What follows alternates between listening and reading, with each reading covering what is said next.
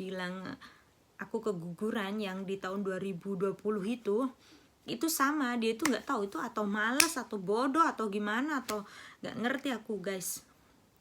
Dia seenaknya ada dia bilang USG, oh janinnya nggak berkembang, sorry kamu harus aborsi, aku kasih obat, nanti kalau keluar darah banyak kamu datang ke rumah sakit. Nah,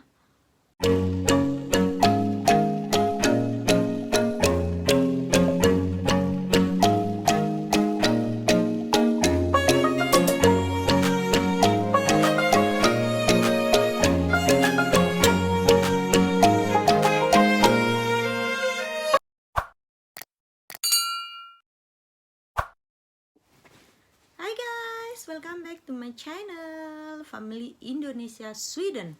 Bersama aku Mita dari Indonesia, dari Banyuwangi, Jawa Timur, dan ini si manis.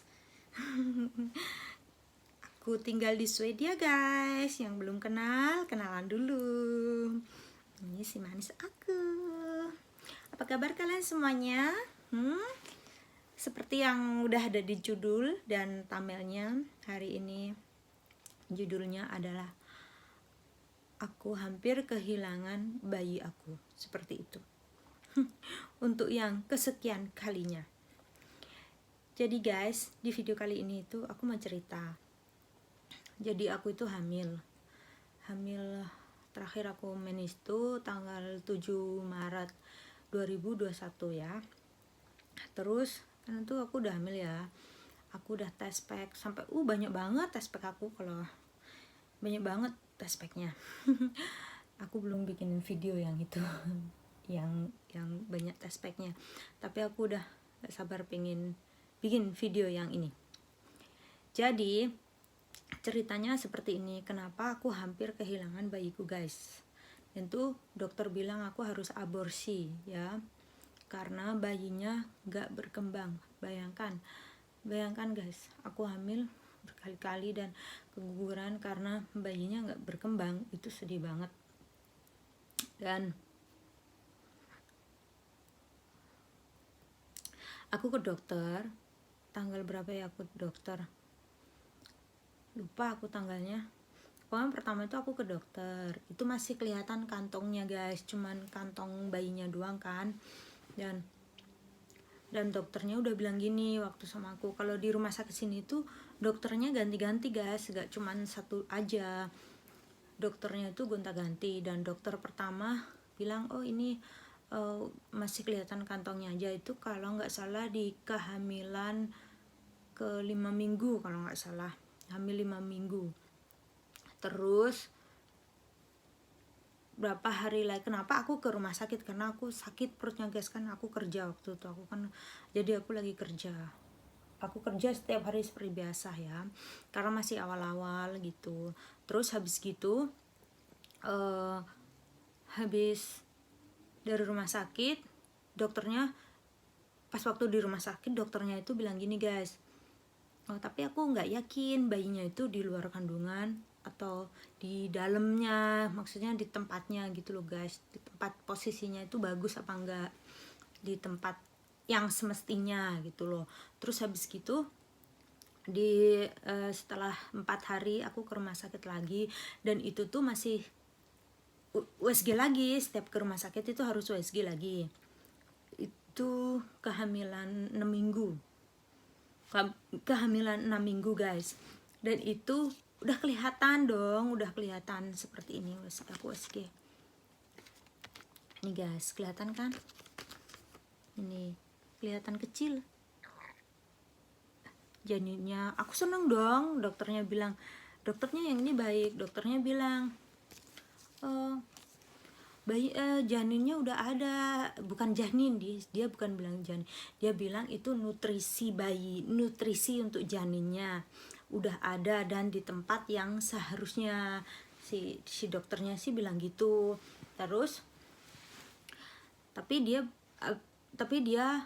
belum yakin 100% ya, 80% bayi itu di dalam, maksudnya bayi itu akan berkembang gitu loh guys. Terus habis gitu setelah tunggu 4 hari lagi itu masuk ke hamilan ke 7 minggu guys. Dan ke 7 minggu itu, ke 6 minggu apa 7 minggu ya, aku lupa. Pokoknya itu cuman ya aku nggak dikasih fotonya, tapi aku ada USG-nya guys di sini. Saya bisa lihat itu kelihatan cuman kecil gitu ya guys, cuman kecil sekali. Itu aku liatin videonya. Terus tahu kalian bilang, terus dokternya, kalian tahu dokternya bilang apa? Dokternya bilang bayi aku, janin aku gak berkembang dan itu harus diaborsi. Dan kaget dong gue, bayangkan. Dan itu dokternya ganti lagi guys. Dokter yang bilang aku harus aborsi itu dokter yang pertama kali bilang aku, janin aku yang aku kehamilan pertama itu udah nggak ada, udah mati, udah nggak ada detak jantungnya. Itu aku udah nggak bisa mikir apa guys. Itu udah sedih banget pokoknya, waktu itu sedih banget, nggak ngerti. Aku udah frustasi. Terus aku nggak mau, waktu itu aku nggak mau, pas waktu itu aku mau langsung dikasih obat buat gugurin. Dia bilang kamu harus minum obat buat gugurin janinnya, dia bilang gitu. Nggak mau, aku masih percaya sama Tuhan pasti akan menolong aku yakin banget bayiku pasti akan berkembang gitu toh. Terus tunggu 4 hari di appointment, dikasih appointment 4 hari lagi. Jadi setelah 4 hari aku balik ke rumah sakit lagi, dan itu rasanya aku tuh gimana ya, sedih banget gitu loh, udah sampai nggak bisa nangis, sudah frustasi. Aku tuh di rumah kan ada wine guys, ada champagne, ada wine, aku hampir saja minum, tapi aku nggak minum guys karena aku stres banget. Tapi aku nggak lakuin gitu ya guys. Terus habis gitu, karena saking frustasinya guys, sebelum aku ke rumah sakit tuh aku masak sambal pedes banget, sambal hijau sama ayam gitu. Aku bikin sambal geprek gitu, sampai dada ini panas banget karena saking aku tuh nggak siap gitu loh, harus aborsi. Dan waktu itu aku harus aborsi ke rumah sakit toh. Terus aku ke rumah sakit itu jam 4 sore, dan itu dokternya ganti lagi guys. Untung bukan dokter itu, aku tuh trauma kalau ketemu dokter laki itu yang satu lagi. Aku ada pengalaman buruk sama dia, dokter yang pertama. Masa pas waktu aku keguguran pertama kali guys, dia itu waktu ultrasound di ultrasound yang di vagina gitu, dia sambil nerima telepon guys, dan ultrasoundnya itu masih ada di ini aku, di perut aku yang di lewat vagina gitu, lewat bawah gitu kan. Kurang ajar ya dokter itu ya. Pokoknya aku pengalaman buruk banget sama yang dokter itu, dokter lagi itu, sumpah gue pengalaman buruk. Tapi ya sudahlah. Terus habis gitu balik lagi ke cerita sebelumnya, aku ke dokter yang nunggu jam 4 itu. Aku langsung masuk, cek darah, ambil darah semuanya, aku diperiksa masih positif hamil. Terus di USG, USG guys, kalian tahu apa yang terjadi? Janin aku berkembang guys. Iya manis, janin aku berkembang dan itu ada denyut jantungnya guys, bayangkan.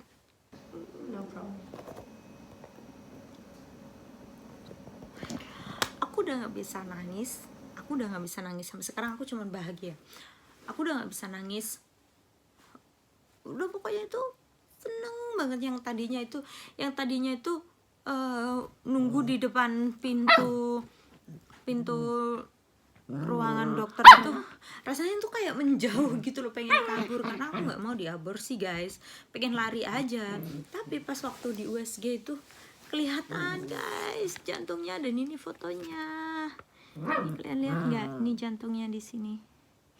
Ini masih segini. Ini kalau nggak salah kehamilan ke 7 minggu, kalau 8 atau 7 minggu. Ke 8 minggu kalau nggak 7 minggu ya, aku lupa. Tapi ternyata kata dokternya guys, jadi guys kata dokter itu, kenapa pas waktu di kehamilan 7 minggu itu bayinya bilang nggak berkembang, Dan itu dokternya itu nggak mau cari tahu guys, kenapa itu janinnya nggak berkembang, nggak ada detak jantungnya itu bukannya nggak berkembang, janinnya itu berkembang, tapi karena mens aku itu apa ya, ovulasi aku apa itu namanya itu nggak teratur gitu loh, lambat gitu. Jadi seharusnya kehamilan masuk ke 7 minggu itu masih ke 5 minggu, makanya itu cuman kelihatan janinnya doang, apa embrionya doang, belum ada detak jantungnya atau apa gitu. Jadi mundur gitu loh, mundur 2 minggu kalau nggak salah.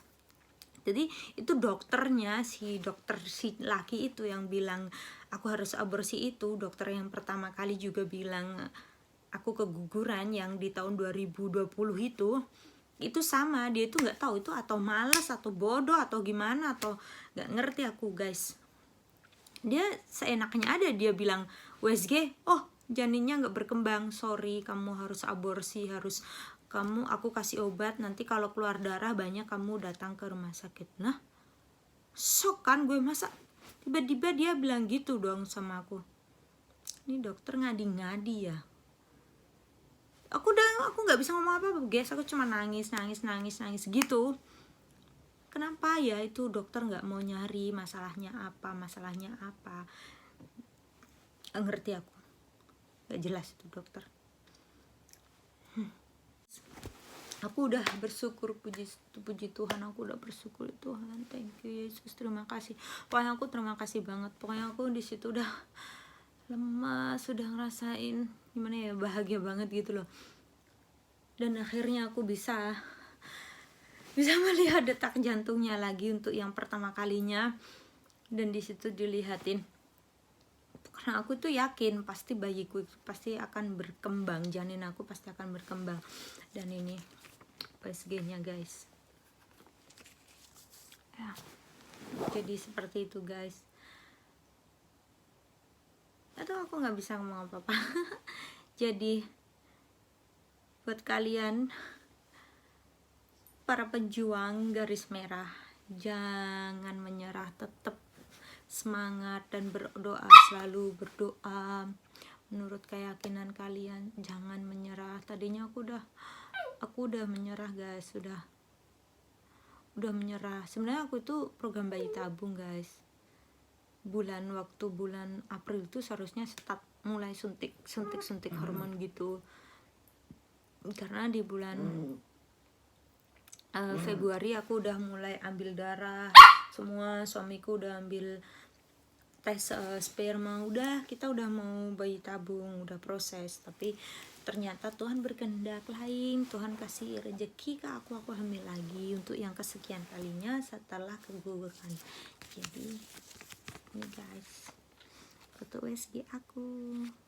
Jadi sampai di sini ya guys ceritanya, minta doanya ya, semoga di kehamilanku yang kali ini sehat sampai hari melahirkan nanti, bayinya sehat, aku juga sehat, diberi kelancaran semoga. Dan untuk kalian semua yang berjuang untuk tetap hamil lagi, berjuang untuk hamil lagi, jangan menyerah. Karena waktu keguguranku yang kedua itu ada temanku, dia juga keguguran, dan itu sama banget hamilnya dan keguguran. Dan ada lagi yang waktu kehamilanku yang pertama, aku kalau lihat anaknya itu keinget anakku guys, itu ada 3 kalau nggak salah, itu bareng sama aku waktunya, itu anaknya cewek-cewek gitu, sedih banget. Tapi ya sudahlah, Tuhan kasih rezeki aku lagi. Sekarang aku udah hamil lagi guys. Terima kasih semuanya, terima kasih yang udah like, subscribe, and comment di video aku. Terima kasih banget. See you in next video. Aku upload lagi di video aku kehamilan aku setelah keguguran, dan aku hampir kehilangan janin aku, hampir jadi malapraktek atau apalah itu, gak ngerti. Manajer aku bilang sih aku harus nuntut itu dokter karena dia memberikan informasi yang salah dan hampir menghilangkan nyawa. bayi aku. Jadi tapi aku di sini aku nggak mau berurusan panjang sama itu dokter.